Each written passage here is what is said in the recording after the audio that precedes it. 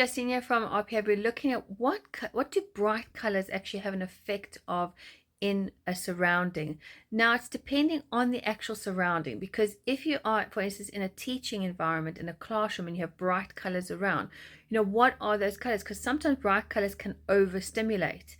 And it's depending what outcome you actually want to achieve when you have those bright colors around you.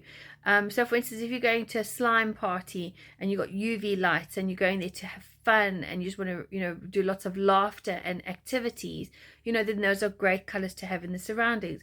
If it is that you want to actually relax and chill and have a spa day, then I wouldn't recommend those bright colors, because you're kind of wanting to unwind and unravel. So it just depends where you are and what activities you're doing and the impact it can have on you and the mood you want to set up for yourself.